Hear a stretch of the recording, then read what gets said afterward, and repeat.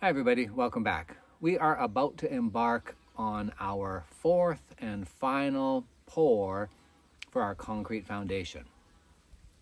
If you're a new viewer, you won't be caught up on all the preparation and previous pours, so let me just give you a quick briefing. We started the foundation planning in September of 2023 last year, so about 10 months ago of the planning. We did our first pour in December, and the first pour was really the framework for our second floor foundation. This is a split level foundation, so we started at the top and we poured a perimeter for our second floor. The second pour was the slab within that perimeter, so the slab that makes up our second floor. And both of these slabs are 16 inches thick, so they're massive, highly engineered beasts. Our third pour consisted of the 2-meter wall, this wall right beside me, and some footers here. The wall acts as a retaining wall, and it's engineered and designed as part of the approval process to protect our house and us from anything that might fall down the mountain. And that leads us to our final fourth pour, which is our first floor of the split level, our first floor slab. Because I had a little extra time, I also framed out another slab that will sit in front of the house, and we're going to get into that in this video. Okay, it's starting. Final pour of this foundation, and in the middle of rainy season it's a good day. It's actually a really hot and humid day, but it's not raining, so it's a good day.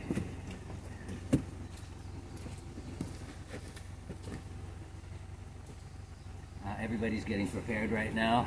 The pump guys are here setting up their cans and their hoses, and the smoother is here, getting his bearings on his levels.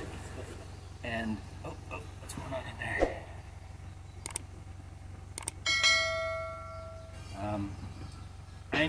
Amy is on her way. She'll be here soon. And I'm just a bundle of nerves right now, honestly. But here we go. So I hope you can hear me above the cicada. I wasn't exaggerating when I said I was a bundle of nerves. Actually, for most of the morning, I felt physically sick, and I don't know why. For whatever reason, you can see several shots where I'm kind of in the shade with my head hung down, just looking like a beaten dog.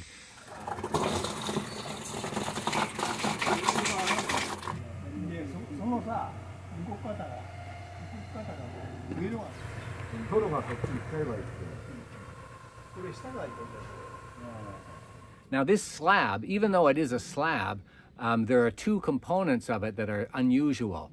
The first component is in the southeast corner where we have the pit. That part of the pour was essentially a resurfacing of the vertical concrete space. And we didn't think that that was going to be too eventful, because essentially I put new forms anywhere from 2 to 4 inches in front of the previous poured concrete for that pit area. And so, for that particular corner, we were essentially just filling in that little gap to resurface the vertical concrete around that corner. And I thought, because it's such a little space, it would be completely uneventful. The second part is we have footers underneath the first floor, and so we were tying the slab into the footer with you can think of it as a lip, but visually from the form and from above it looks like a gutter. So we want to pour into the gutter, fill up the gutter, and then fill out the slab. So that was really key because of a couple of reasons. First, when we were preparing this first floor groundwork, we put some forms in there to allow us to backfill, to raise the height of the ground so that our concrete pour was ultimately only 40 centimeters tall. So my concern was we needed to fill in the gutter, which kind of, wrapped around all of that fill. We had to fill in the gutter with concrete and let it harden so that when we poured the heavy, heavy slab on top of all that fill, there was no chance for that fill itself to blow out. We had 2 weeks of rain before the pour, and even though I had tarps and stuff trying to protect the site as much as possible, definitely a lot of water went into that backfill. And so I was really concerned that the backfill was soaking wet, and the inner forms that I had put up would somehow lose their integrity and blow out. So the key, most important part of the strategy for this pour was to fill that gutter first, and then leave it for an hour and let it set up, and then come back and pour the slab.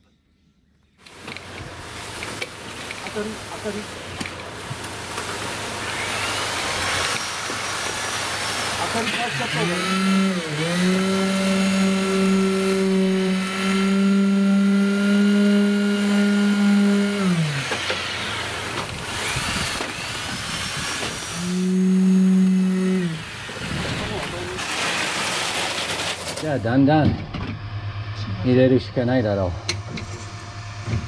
何本やったっけ？そのケミカル。ケミカルじゃないでしょ。小野さんまでケミカルなんか入ってます。下がねえんだよ。下が一番下がねえんだよ。けどここもうそう入れ入れちゃっていい。そう入れてみてください。下までバイブかけなきゃ。じゃあバイブしないように。私が邪魔ですか？あ、すみません。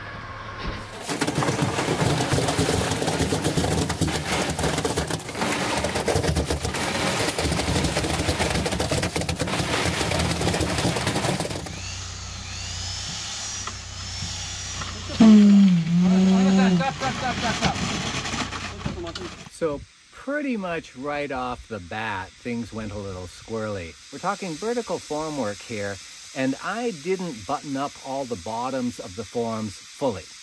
And that was by design. I expected the concrete to pour out a little bit. And the reason I did that is because I didn't expect us to be vibrating a lot in that area. And I wanted the concrete to flow through to a certain extent, and then I expected it would, lock up at the openings, and then just start filling up. So I expected a little seepage.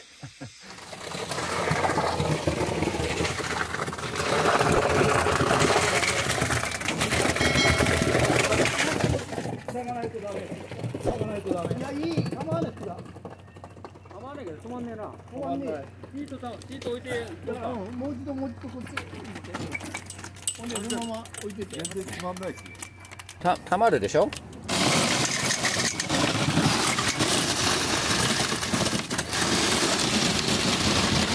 So.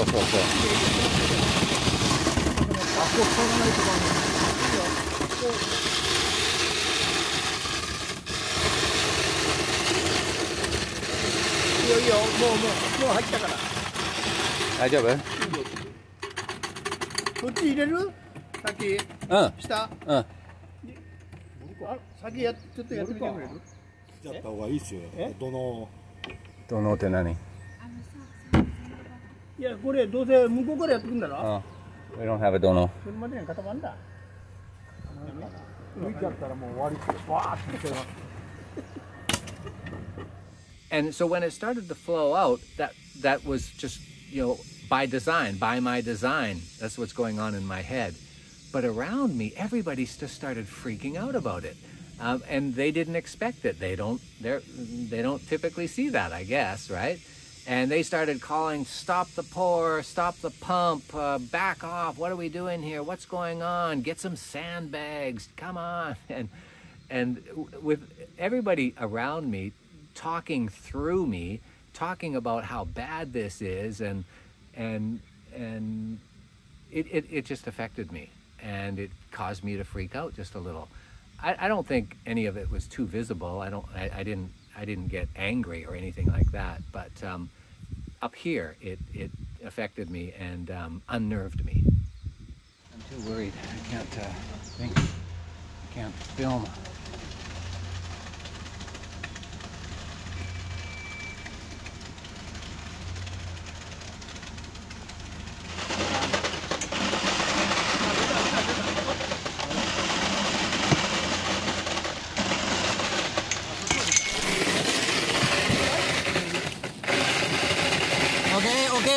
Okay. Stop. こっち行った？そう、とりあえず。海もねえがな。でも入りました。よかったです。結局。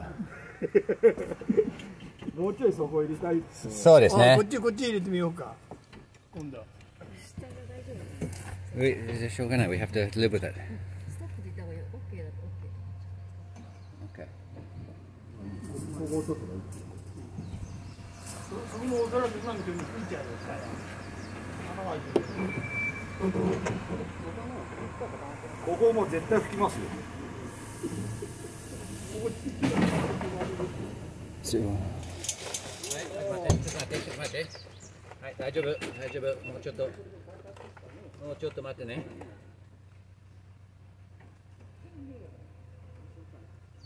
ここ平らにしときたいですね。後でこんな跡がついてる。そうなんです。What? Better to make it smoother. Yeah. 後でそうやります。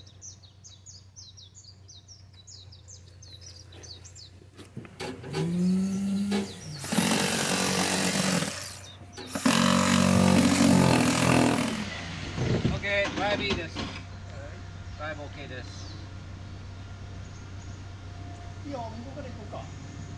ここ入れときますか、ちょっと。もうこっち来ちゃうよ。ここ深いよ。感覚。行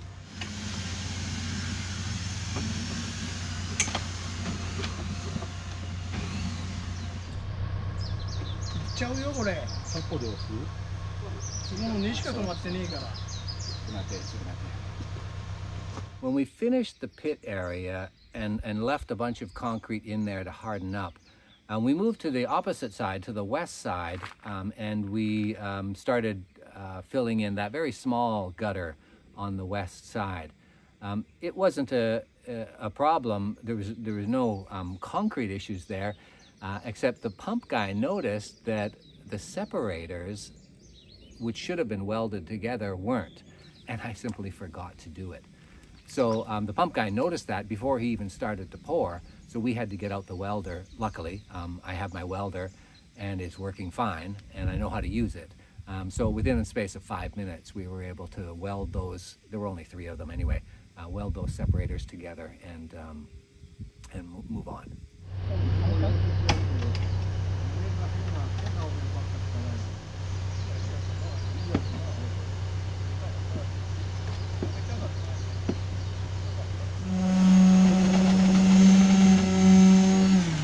Okay.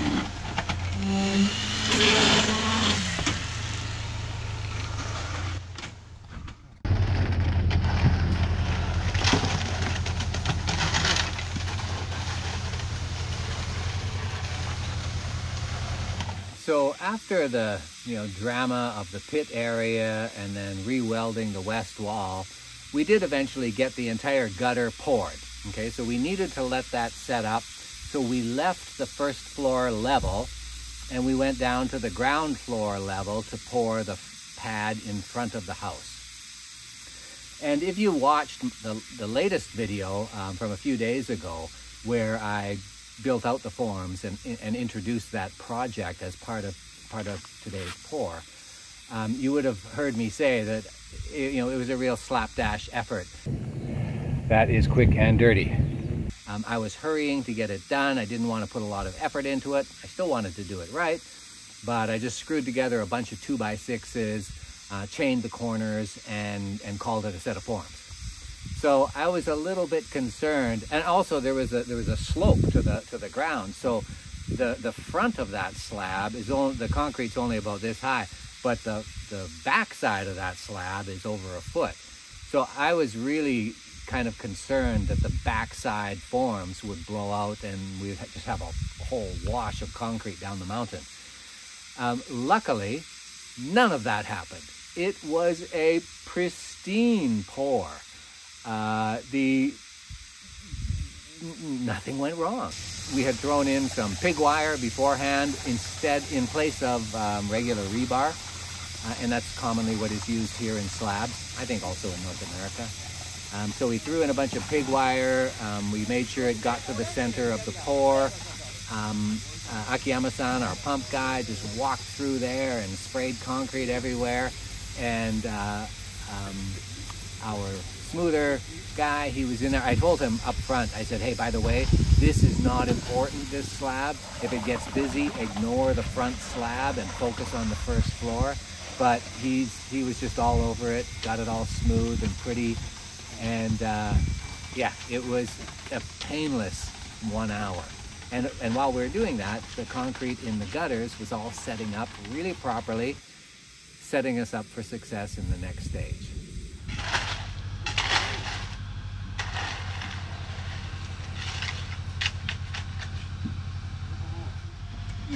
Yes.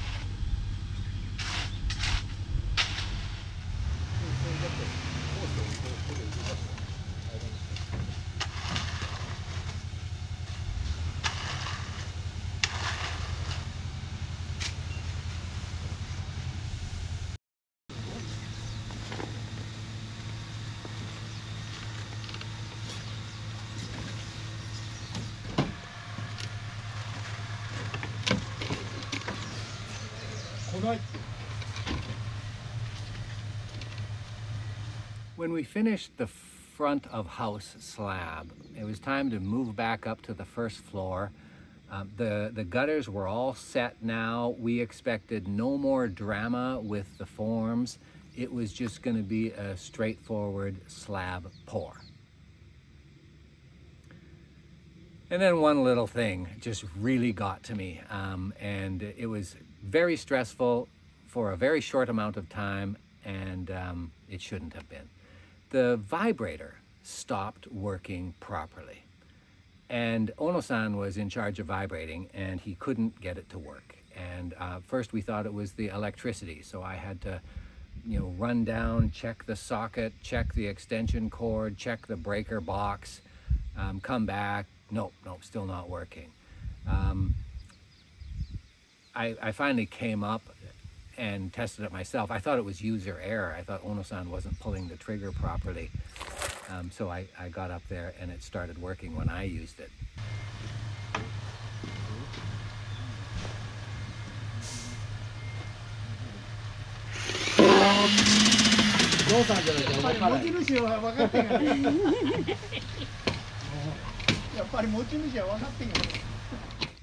Everybody had a laugh. But over the next few minutes, it stopped working even when I was using it, and ultimately it gave up the ghost. So the stress came in when I had to make a decision. I have to send Aimi off to the rental shop to get a new vibrator. And in my mind, that was just a mini catastrophe, because that meant 45 minutes of waiting. We got 2 trucks down there waiting. We got a hose full of wet concrete. How on earth can we continue this pour and still take a 45-minute break with a whole bunch of wet concrete around? That was my concern. So for a few seconds there, I was in a high state of stress. But then Akiyama-san, the pump guy, told me, he said, hey, I think he saw how I was freaking out a little bit. And he said, don't worry about it. Don't worry, we don't need a vibrator. We'll just pour and smooth, and the slab will be done before you know it. And it was just a huge relief. And that's what we did. 音がすごいですね。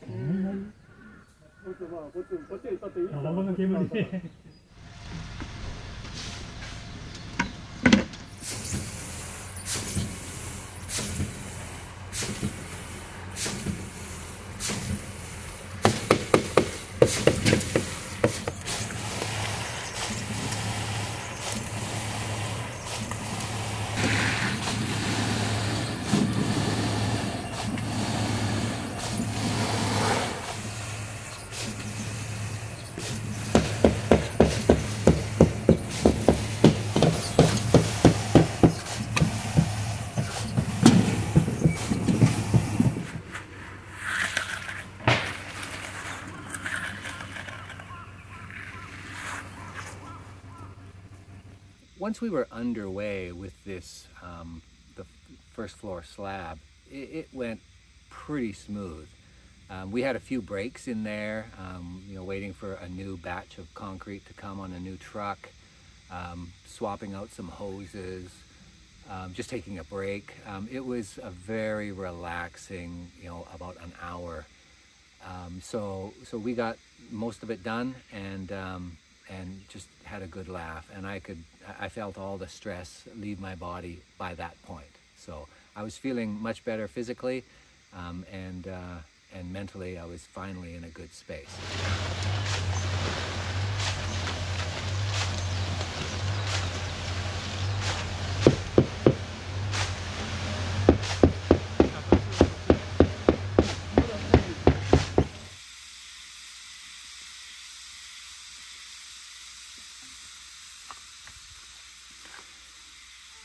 We were approaching the finish line, right at the end of the west part of the foundation.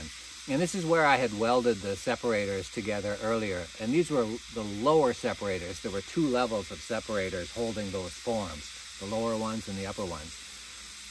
And I don't know how we missed it, but when we got to this final end stage, we realized that the upper forms had been welded, but they had broken through so many people stepping over it over so many days, mostly probably me while I was doing prep work.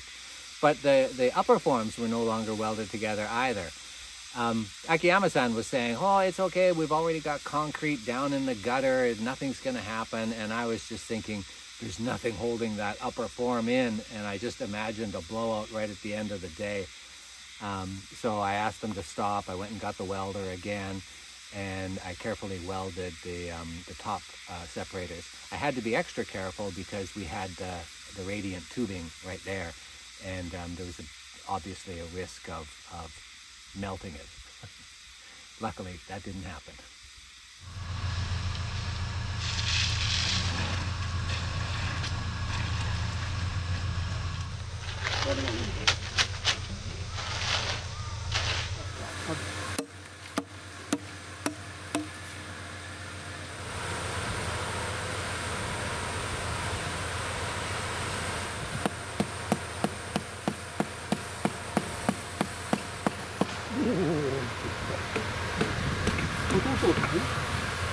Well, finally, all good things come to an end, and we ended our day on a very positive note. We were done. We started at 9. We were done by noon. I think it was 1 o'clock when the pump truck finally pulled out. Aimee and I had brought our lunch. We were able to sit down and enjoy a little lunch and just kind of decompress. While we were doing that, the smoother guy was out on the slab smoothing away, and he stayed for a couple more hours continuing his work, and he did a fantastic job.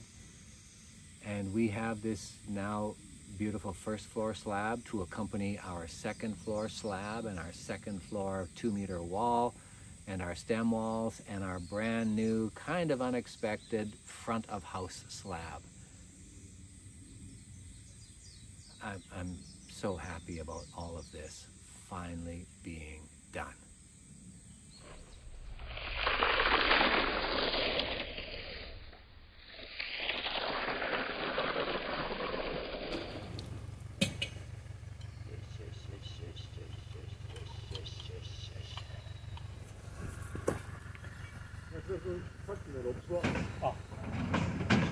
To change out of my filthy shirt.